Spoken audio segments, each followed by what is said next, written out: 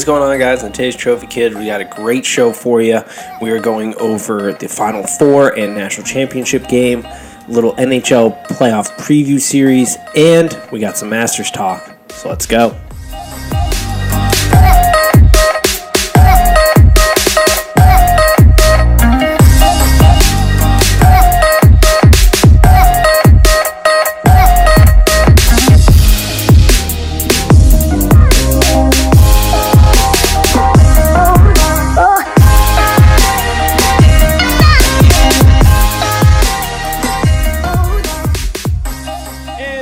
Trophy Kids presented by Bad News Media. It is April 10th. And boys, Virginia's got a champion. UVA is the new champion of the college basketball world. I think it's safe to say that game and the Final Four, for that matter, made up for what was a lackluster first week. Yeah, I would agree. I thought it was a good game. People are putting it down as some classic. I don't know if I'd call it a classic. Yeah, it was close. That doesn't make it a classic. It was a really good game, though. But UVA, a lot of things went their way, and when that happens, I mean that's what you need in order to win March Madness. You need things to go your way. That's kind of the case in all sports. But UVA, hell of a comeback. It's a good story. My betting account isn't too thrilled with that, but good on him. Same. Representing Virginia, Kyle Guy must have the biggest penis in the world right now.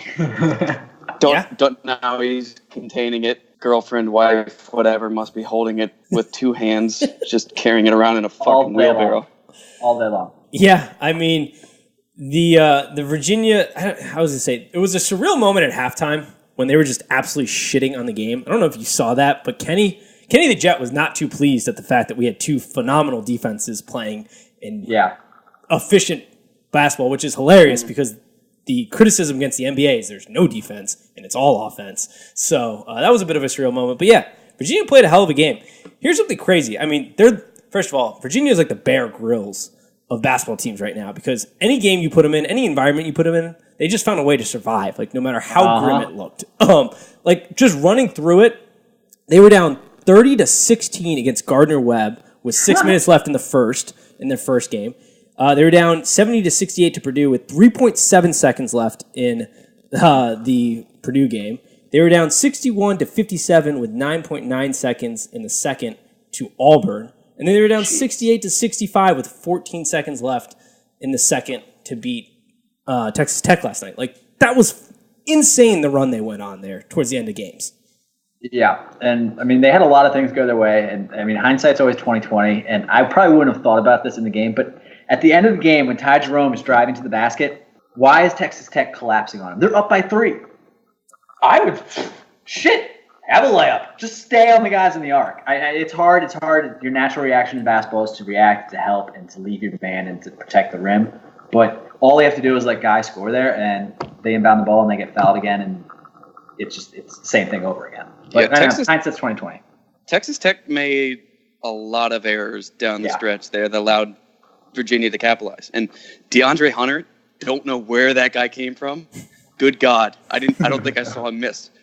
Yeah. And he balled out. But Texas Tech, I get that Culver was their best player the whole season and probably would have been the MVP of the whole championship if he would have done something in the national championship. But he just threw up a prayer and wasn't even close. Yeah. Did it hit the rim? Bounce off the side of the rim? I don't think it hit the rim. No, it was a bad shot. Maybe a blind orangutan had a better shot at making that.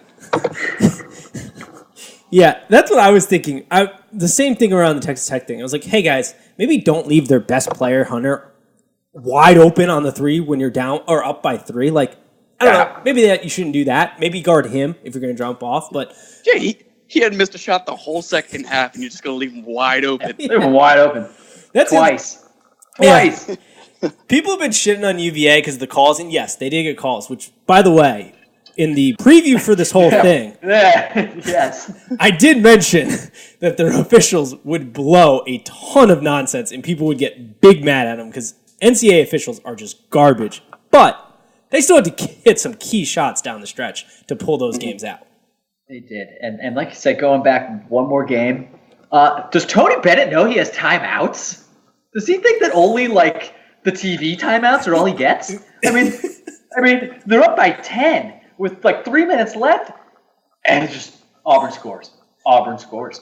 Auburn scores. Auburn scores again. I'm like, Tony, you have 3 timeouts. Goal.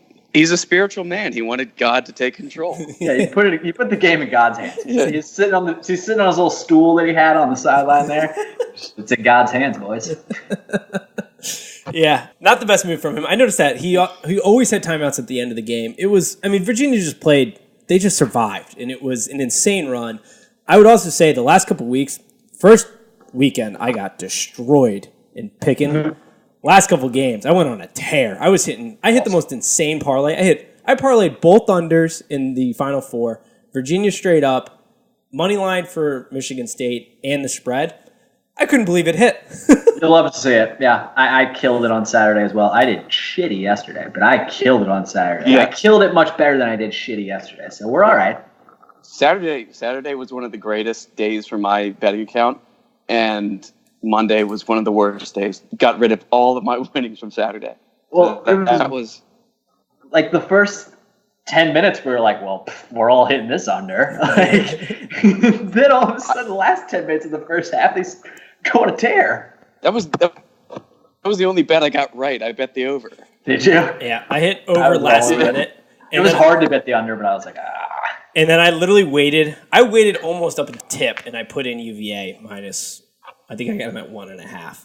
So yeah, thank G on that one, because I was worried about what that Owens kid was going to do, but he was very ineffective to say the least. Yes, he was. But yeah, hell of a tournament. Way better. The first weekend didn't give us the normal crazy upsets, March Madness type of deal, but the last couple weekends have been phenomenal basketball all around. Yeah, like we said, no upsets. It really paid off. Yep, good games at the end. Yeah, I'm pretty sure. Nate, I talked to you about this over Twitter. It's like those Barstool guys. I found out they bet their houses on Texas Tech right after I had bet Texas Tech huge money. I was like, oh, great. This is a guaranteed loss. Loser. But I stuck with it because Virginia got very lucky throughout the whole process, and then they just played their best basketball down the stretch, which was it was good to see, but also wanted to throw myself through a window. Definitely agree. That's a good point. They played their best game yesterday. Yep. Of the whole tournament. Yeah. I'd agree. But hey, they're survivors. They moved on. That's also a good way of putting it. They survived. You just could not kill them, no matter what it was. The Bear Grylls of basketball is what I'm calling them from now on. But so we got a hell of a tournament, and right after that, we move into one of the best playoff series events ever, and that is the NHL Playoffs, which is upcoming this week. And we got the Masters, which we'll get to here at the end. But the NHL Playoffs, for those of you who are not hockey fans, I strongly recommend you turn on your television, because the NHL Playoffs are probably the most fun you're going to have watching a playoff series. They're better than the NBA, I think, better than the baseball. NFL is awesome, but it's one game on Sundays and then the Saturdays, but insane. The amount of pain some of these guys are going to have to... Reading the injury reports after the playoffs is absolutely bananas. So, to start, we've got also, fair warning, a heavy East Side bias here. We got 2 Caps fans and some Bruins. The West side of the bracket. Are there any legit contenders on that side of the bracket? I know you two watch hockey more than I do. I just watch the Bruins, but on the West side, it looks weak. It seems weak. Up for grabs. It's all about who's coming into this hot. Blues are hot. Predators are hot. Calgary, I have no idea. The Sharks, Vegas surprised people last year, but I think the Sharks, if Martin Jones plays their goalie, for those of you who don't know, if Martin Jones plays good hockey, then they have a good chance of winning this, just with the defense that they got set up. Also, Nashville, good bold prediction here.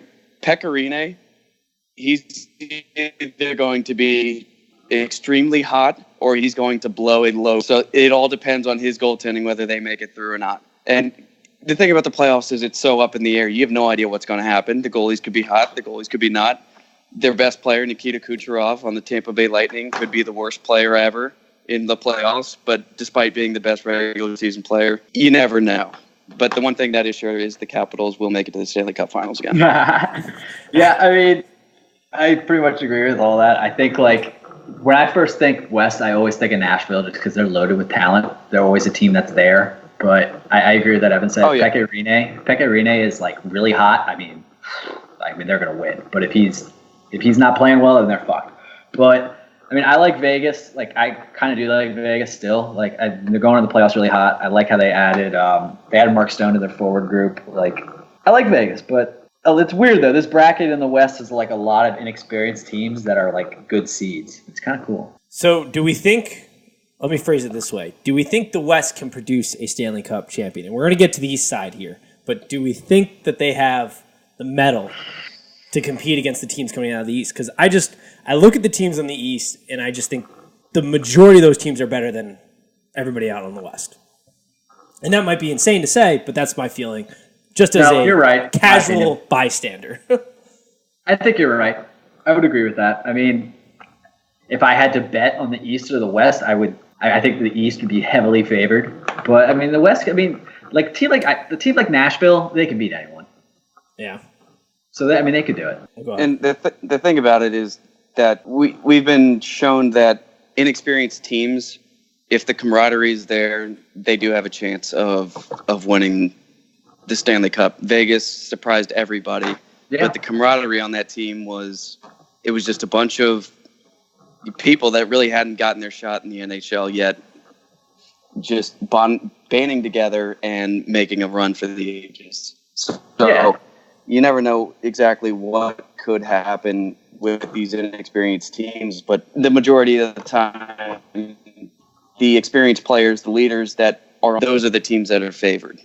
Yeah. So you got to look at that. You got to look at the experienced defenses, the experienced goaltending when you're looking at, and the West teams do have some experienced teams and experienced goaltending, experienced defenses, but I think the East is just more stacked in that regard, with the Penguins, the Lightning making it far in the past couple of years, and obviously the Caps and the Bruins.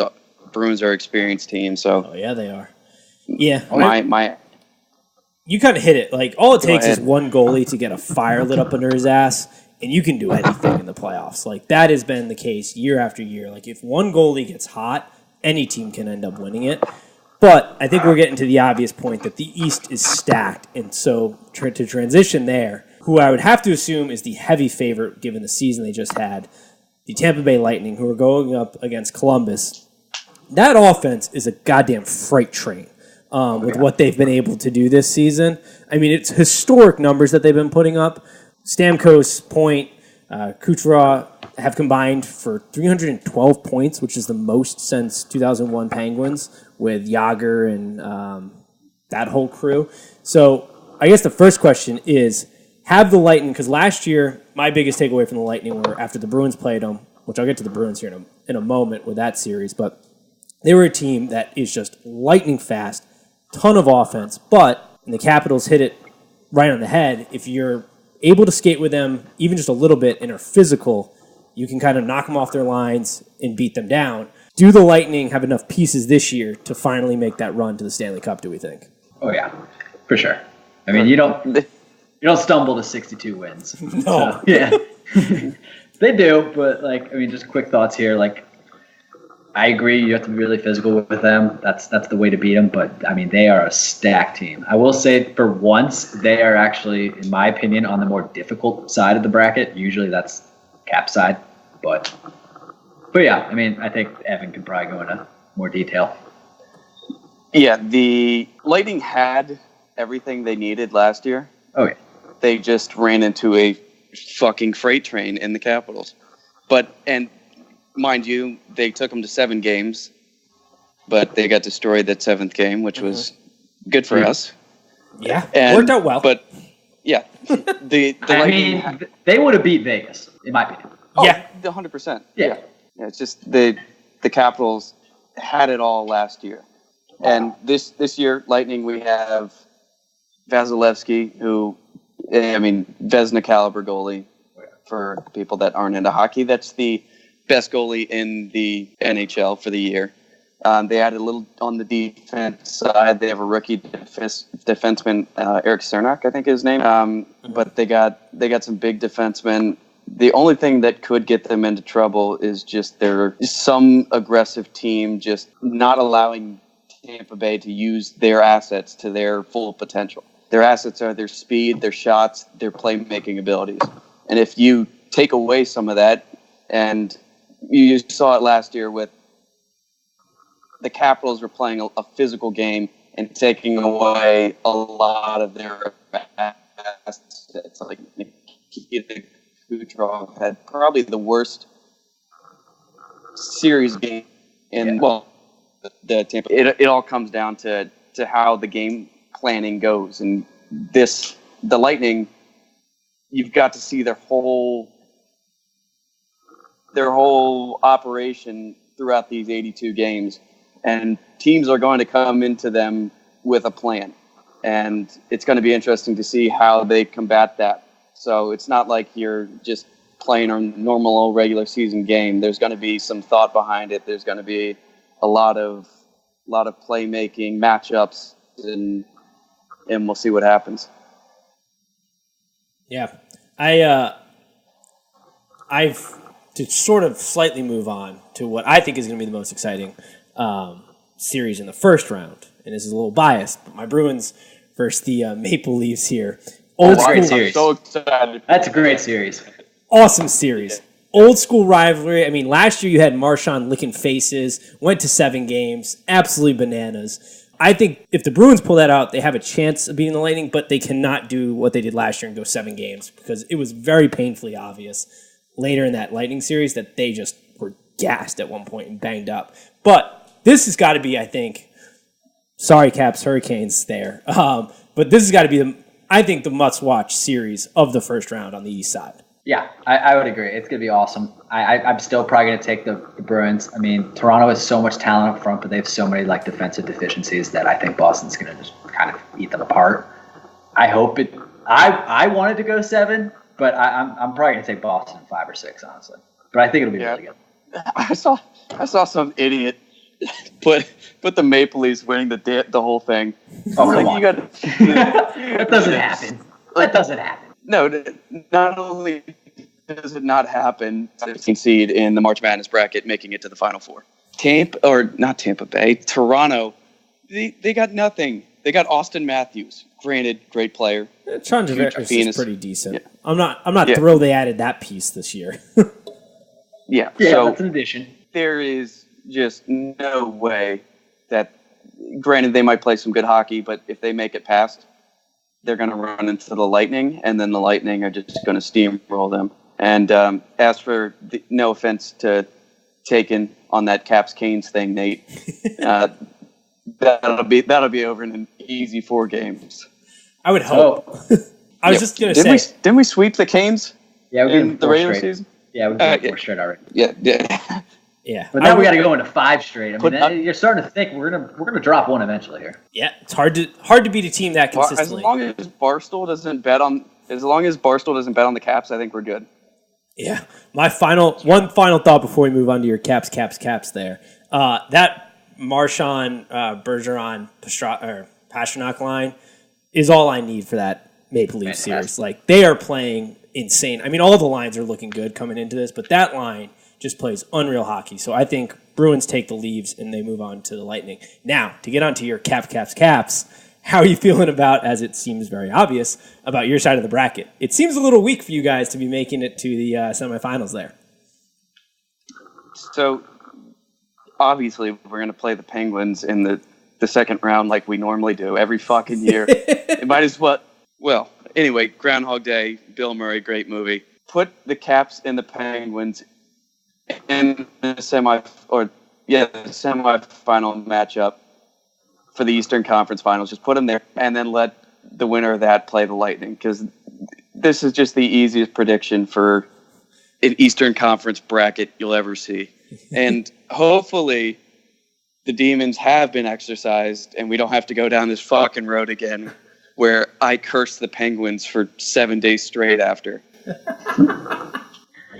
Yeah, I mean, I think we're going to kick the shit out of the Hurricanes personally, but I'm also always nervous, so I still think we could lose. But I think way better goaltending. We're better top to bottom than they are. I will say, though, if we're jumping ahead of ourselves because we don't even know what the next matchups are. I don't hate Boston's chances against Tampa Bay, but I don't either. I'm going to say that right now. They can annoy the living shit out of me. Yeah. Well, but we got to wait till that. Like, we don't even know if that's Yeah, it's a tough one to get out of there, but I agree. I think that if the Bruins come out of that series, if they win that series and they come out of that series healthy, I think they do have a shot at beating Tampa. It's going to be tough, but yeah. I mean, everybody's got to be rooting down on your side for Washington and Pittsburgh again because those are absolute classic matchups every time through. Yeah, they are. I'm actually rooting for Barry Trotz. I'd rather play the Islanders. I want something a little different, but you don't say you'd rather even though play the Islanders. We are kind of getting it different playing the Hurricanes. I mean, they're never fucking in it, so that's different. But like, I mean, I don't know. I'm excited. I'm ready for it to start. Like you said, NHL playoffs. Nothing's better than it. They play like such fucking maniacs. I just love it. Oh, it's absolutely bananas what they do. Just out of their minds. Dude's lost his knee and he's skating around for 5 more games. Sorry. Break your leg, just put it back into place, and move on. Like, we'll give you surgery in a month. Too bored. Yeah. Put a couple screws in there, load you up with painkillers, and just send you back on. Broken teeth, not a problem. Broken skull, a little bit of a problem, but they'll put him back out there. Might be skating into the wall a couple times, but he'll figure it out. It's not untrue. How long do you think Tom Wilson lasts before he gets suspended? Ooh, that's a good one. Oh, yeah, that's a really good one. Penguin series. Yeah. You think he makes it through the Hurricane season? He'll make it through the 5 games, 4, 5, 6 games. But, Penguin series, he'll get suspended for at least a game or 2. There'll be a borderline hit in the Kane series. Yeah. Borderline. If you live under a rock and don't know who we're talking about, just turn on the Caps game and look for the maniac running around just taking people's heads off, and you'll know who we're talking about.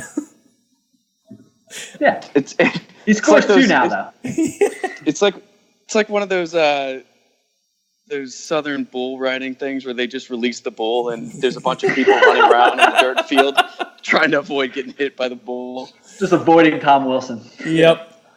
Yeah. Try not to get flipped end over end 20 feet in the air. Oh, man. Next time I see that on TV, I'm just going to think, oh, there's a wild Tom Wilson out there. Yeah, he's fun to watch if you're not on the other side of the hit. We love having him in Washington. Yeah, I mean, you got to have a player like that, especially in the playoff season. Oh, yeah. Yeah, I mean, the Stanley Cup playoffs are just awesome series to watch. I can't wait. They're going to get started here tonight, so very excited. We'll probably do a recap, as the weeks to come. But early favorite, anybody want to throw out an early favorite to win this whole shebang? Oh, Caps. Evan, you got to also going Caps? Yeah. I'm going to go Bruins. Yeah. Wow, a lot of surprises there. Somebody tried to fucking call me right in the middle of this interview. I think they are. But they know I'm important. Businessman. They'll get it. Caps. And if I don't have to, if I can do something unbiased, I don't want to say the Lightning. Calgary. Who are you going? I'm going Calgary. Calgary. Interesting. Sharks unbiased. Dude, I hope I hope they do something. I like Thornton. Yeah, they're always good, but never actually winning. Yeah. Yeah. They are always just a gnat hanging around. Yeah, no, I'm taking Boston Magic here again. Get us 3 for 3 this year. They're probably not going to do it. Boston doesn't need another fucking championship. Just stay up there with your cold weather and your lobsters, and leave hockey the fuck alone. Could you? You got the World Series and New England Patriots, obviously. Yeah. So just fuck off. Yeah. Fuck off back to your fairy tale land of sports. We'll get into the NBA playoffs next week, but I'm just saying, if somehow they end up going 4 for 4, I don't know what I'm going to do, but it's going to be something big. I think it's going to not happen, but we'll see. So now for why we bring Evan on to discuss. It's Masters Weekend, boy. The ultimate. Oh, baby. Because Nate and I have no idea what the fuck we're talking about. All I know is I'm going to be napping at some point. I'll probably be hungover. Jim Nance. Rock me to sleep. As long as Dustin Johnson doesn't get caught fucking somebody else's wife and falls down the stairs and breaks his back, this is going to be one hell of a Masters. Evan, sell us here on why we should all tune into the Masters. Set the stage for this weekend and what's about to come out here. I got 2 fucking words for you. Tiger fucking Woods. That's 3. Okay. That's, yeah. Fucking Woods is a hyphen. Part of his last name now. Okay. Well, all right. That'll be interesting with some Masters music. That was quick. I thought you were going to give me a nice intro. No. That's what we got. Tiger's coming off of a win last season at the Tour Championship. He's playing some really good golf right now. He got, well, not so much of the players, but anyway, he's setting himself up for a really good Masters. He's going back to the old Tiger. He's not sharing any information with the youngins. His lips are fucking sealed. He's ready to do work. And it's not like last year where he was playing in the Masters and there was no hope of him winning. This year, he's got a win under his belt. He's bloodthirsty. He's a shark in the water. He smells the blood. He's ready to fucking go. Here's a golf nugget for you guys. I think I read this the other day. I think I read since like 2000 or something. The average ranking to win the Masters, 12.3. Tiger's world ranking, 12. Oh, baby. Well, that ruins my first question, which was going to be, does Tiger have a shot? So I'm going to go with yes. I'll mark that down. Tiger has a shot. And the thing about this Masters this year is so many of the top players are playing really good golf. Rory McIlroy, Dustin Johnson, Justin Thomas, Jordan Spieth, they're not playing so well, but Ricky Fowler has a win this year. So even Phil fucking Mickelson swinging today at the practice range with $100 bills falling out of his pocket. That's the lefty, Nate. Oh yeah. Oh yeah. Yeah, that's the lefty. But you got all these guys playing really good golf, and it's up for grabs. And then you got obviously Tiger Woods, just the great white among little lemon sharks in there. Dude, to this day, you cannot convince me that Phil Mickelson is 48 years old. Not a chance. That dude's 68 easy. I love the story that I read about him at Jordan Spieth's wedding. 10 out of 10 story. Oh, that was the funniest. Yeah, at Jake Owen. Yeah. I won 90,000 of these yesterday. You gotta take this and fuck off. Here's a $100. Go fuck yourself. What? So Go ahead. Jake Owen actually saw a video of Phil warming up with $100 bill in his pocket, just dangling out, and he tweeted back at that, and he's like, "Oh yeah, that's mine." Well, all right. That was funny. Nice. Is Jordan Spieth still a thing? Like, I watch zero golf, but I remember him being hot for a minute, and now I feel like I haven't heard about him in a good fucking while. That's the thing about Jordan Spieth. He will suck for so long because his putter sucks, and then all of a sudden he comes into a Masters and starts making everything and is at the top of the leaderboard. Like, for some reason, the kid comes through in majors, and he's got the mental toughness of a, I don't know, erect elephant. God. That's an image I'll have of him for now. Erect elephant. Okay. We'll run with it. Elephants have good memory, and when they're hard, they're hard. Okay, I got you. So, like, wasn't Spieth, like, he was really good at putting, and now he just sucks at putting? Is that what I've gathered? Yes. In a nutshell. He's got the streaky putters going on right now. Maybe he needs to pull a Happy Gilmore and hit a putt-putt course. If Chubbs were still alive, he'd love to take him on as a client. R.I.P. Chubbs. Yeah, I was just saying R.I.P. God damn. Pour one out for him this weekend.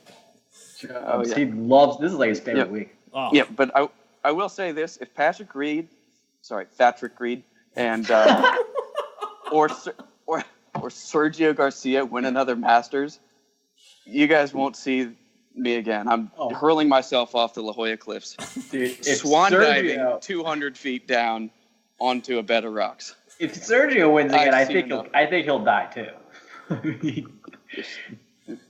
Sergio's a nut job. Sergio needs help. So does Patrick Reed. Luckily, they're both not playing the greatest of golf right now, so there's hope. But that's good. then again, last year nobody really expected Patrick Reed to win, but luckily Rory was a choke artist last year and decided to play his worst golf. Other than like the Ryder Cup, hasn't Sergio just played like absolute donkey dick since he won the Masters? I think he won over in Europe. And because I know he played well in the Ryder Cup. I know that. He played pretty decent in the Players. Okay. But he had a meltdown this year, which was I remember that. Which was fun to see, slapping the sand like that was going to do anything. Crazy. Yeah, this ain't basketball there out there, dude. You're not slapping a court. Speaking of whiny babies, Antonio Brown, I don't know if we wanted to bring this up. Go for it. Yeah, bring it up, Evan. You brought it up. There is not a human being Go off, King. I have worse respect for right now than Antonio Brown. Yeah, he's up there. Like I was never a fan of the Steelers to begin with, but I respected Antonio Brown because I thought he was good. Now you just see him just whine and complain. He's the biggest diva in the. You know, I did this last podcast and I caught myself getting an anxiety attack just by talking to some guy with a fucking bleach beard. Yeah, he's a problem, to say the least. Yeah, he went from being my favorite player, because I've always been a wide receiver, guys. I love watching really good wide receivers. He went from being my favorite player in the NFL, because I don't have any fucking Redskin players that are my favorite players. Let's be serious. Pierre Garçon? Yeah. But AB, yeah, he went from being my favorite player to literally being like the most annoying player. I hope he never catches the ball again. He's going to get fucking lit up this season. Like, there are so many dudes gunning for him for the nonsense he's pulling with Juju. Like, that yes. Juju seems like the most genuine guy out there. Yes, just like he does. He seems like the guy who's just like so happy to be in the NFL, even like at this point in his career where he's obviously a baller. He plays fake football with kids in malls. Like he's an awesome person. You cannot go after him because he DM'd you because you were like his fucking role model. It was a nice thing to do. Yeah. He dressed up as himself on Halloween and went around trick-or-treating. That is hilarious. Yeah. Like, he's a likable guy just from that. The Raiders are going to be an absolute dumpster fire. This is not going to go well. They're what do you think John Gruden's head's going? What's going on in John Gruden's head right now as he sees this shit coming across his desk? No idea. First question. Can't like it. Yeah, what the fuck's Twitter? NFL Memes Instagram page, they posted his offseason stats, Antonio Brown's, and I was like, Twitter war, check. Yeah. Going 5-11 next season, check. Bleach mustache, check. That's about right. Getting back on track to golf. Do you have a final thought here? We got to get to winning me some money here, Evan. What's your final thought here before we move back? See, this is what Antonio Brown bitch ass does. Gets us all off track. So, I like a Tony Finau or a Kevin Kisner. Okay. Now, and obviously, front runners, it's going to be either Justin Rose, Rory McIlroy, or Tiger Woods. All right. All of those guys, I feel have a legitimate shot at being in a top 10. Couple of DJ? Damn it, I can't count DJ out either. Son of a bitch. All right, DJ's up there too. If I had to choose one of them, it's either going to be actually, you know what? Because I didn't take DJ in the WGC, and he's like, all right, Evan, you're not going to bet on me? Fuck you. DJ let you know. Yeah. And so it's either going to be DJ or Rory. Tiger's going to be up there. I predict a top 10, if not a top 5.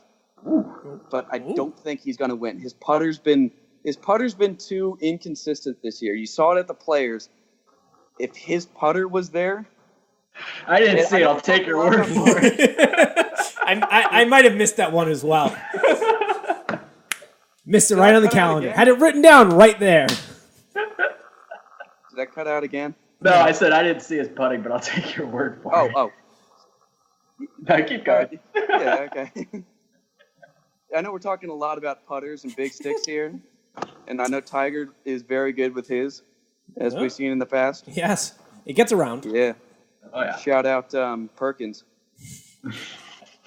And for those of you who don't know, Perkins is where he met the waitress that ruined his marriage. The way you just said that. He got closer to his camera. For those of you that don't know.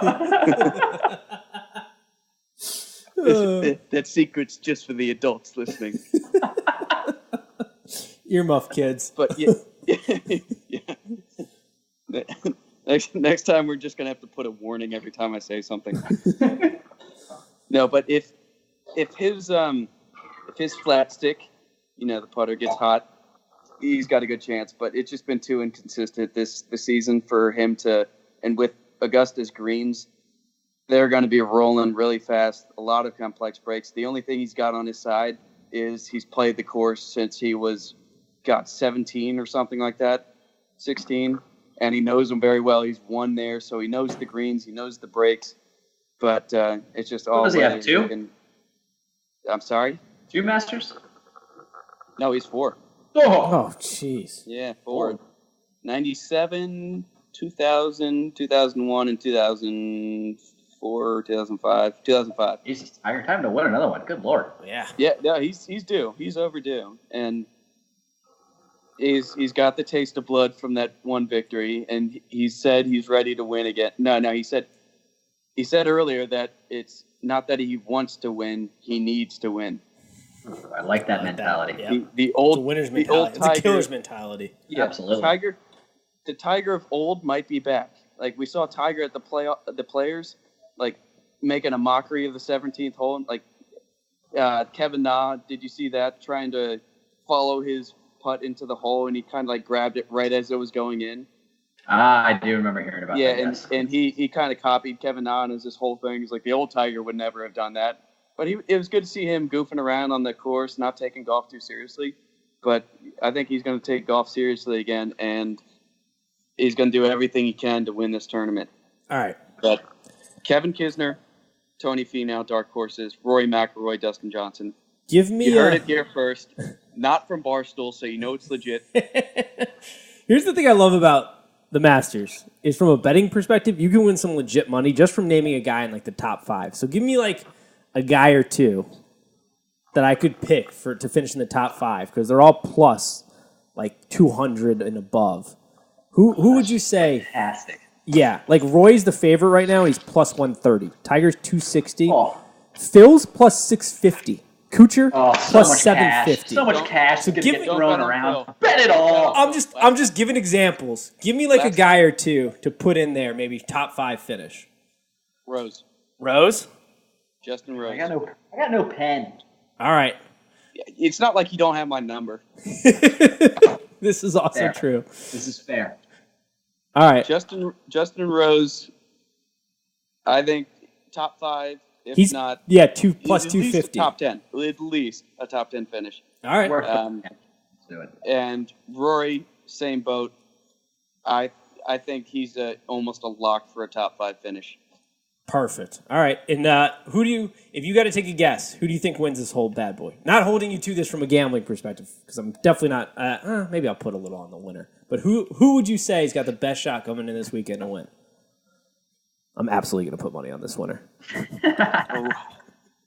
You're not going to like the answer because it's the standard answer, You're gonna say Tiger. it's not going to make you money. But I think it's Rory's time to break through. Hey. I didn't think he was going to win that He's Players. plus 700 to win, so. Throw money. Yeah, he's 7-1. DJ's like 9-1, and Yeah. but All right. it's gonna. I think Rory's figured something out. His games. He said he's in a good place mentally. His game's in a good place. He's in the most important thing is mentally he's at the best place he's ever been. He's at peace. And it's not like last year where I think he's learned from last year. He's not going to let us down and let fucking Patrick Reed win a goddamn green jacket. All right. Any other thoughts? Nobody else is taking that green jacket from him. All right. I'll put a little on that. Any other things you want to spit out here before we wrap this thing up? I'm trying to think of a dark horse that win you money from a top 20 bet. I don't know. Maybe like a Patrick Cantlay. Okay. Patrick Cantlay at top 20. He's been playing some decent golf lately. I think somebody like him, Charlie Hoffman, always seems to play good at Masters. He's a good one at a top 20, and those guys are going to be like plus 300, plus 500 to win. So sprinkle like $10 on it to win 30 or 50, whatever you want to do. But there's the thing about Augusta is you can look at the past trends, and there's always guys that are consistently finishing up there. And it's really easy to do some research on it because there's all you have to do is look at the past couple of years, and there's always similar guys always at the top. And throw in an old fucker in there too, like a Freddie Couples or what about Angel Cabrera? Oh yeah, I remember that guy. Throw in one of those fuckers. He's always up there in the Masters. It's ridiculous. Just to give the Masters some spice. Get a little juice. Yeah. I wasn't sure if he still played, but every single time I remember I see the Masters, Angel Cabrera, dude, top 4. I'm like, what Bernhard Langer. Throw him on as a first round leader and watch the account just. Yeah. Last year Fred Couples was like tied for the lead at the first round. I remember that, yeah. I remember that, yeah. Yeah. Freddie Couples, Tom Lehman, some of those guys. You never know. Those guys are experienced. They're the reliable plow horses of the golf industry. Love it. I like that. All right. Good stuff. Any final thoughts before we wrap this thing up? Fuck Antonio Brown. That seems like a good note to land on. Let's talk to you next week. Real positive. Yeah, real positive. Go Caps. Go Caps and fuck Antonio Brown. All right. Peace, everybody. See ya. See ya.